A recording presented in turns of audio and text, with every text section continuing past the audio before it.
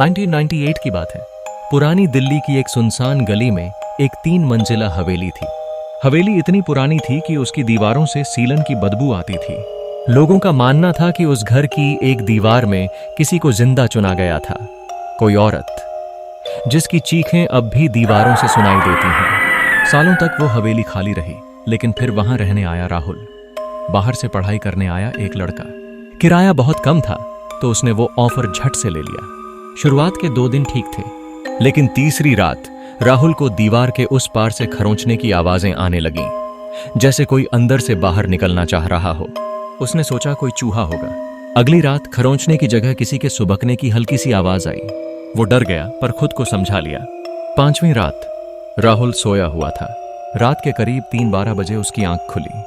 कमरे की सारी लाइट बंद थी, लेकिन खिड़की से आती रोशनी में उसने देखा दीवार पर एक हाथ उभर रहा था। दीवार के अंदर से जैसे कोई बाहर आना चाहता हो। उसने घबराकर कमरे की लाइट जलाई। सब कुछ सामान्य लग रहा था, लेकिन दीवार की निचली पट्टी पर नाखूनों से लिखा था, मुझे आजाद करो। राहुल को गुस्सा आया। उसे लगा कोई उसके साथ मजाक कर रहा है। उसने अलमारी हटाई और वहां एक पुरानी सीलन भरी ईंटों से बंद दीवार दिखी, बाकी दीवारों से अलग। उस पर लोहे की कीलें लगी थीं। बीच में लिखा था, इसे कभी मत खोलना। पर राहुल ने उसे तोड़ना शुरू कर दिया। हर ईंट निकालने के साथ कमरे का तापमान गिरता गया।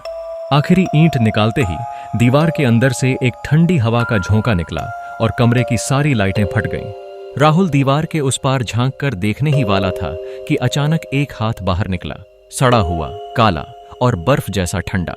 उस हाथ के साथ बाहर आई एक औरत, सफेद साड़ी, बाल चेहरे पर और गर्दन पूरी तरह पीछे मुड़ी हुई। उसने राहुल की ओर देखा और कहा, तूने खोल दिया, अब तुझे भरना होगा मेरी जगह। राहुल कुछ बोल पाता, उससे पहले ही उस औरत ने उसे दीवार की ओर खींचना शुरू कर दिया। उसकी चीखें दीवार में समा गईं। अगली सुबह जब मकान मालिक आया, दीवार फिर से बंद थी और उस पर ताजा खून से लिखा था, अब मत खोलना, मैं सो रही हूं।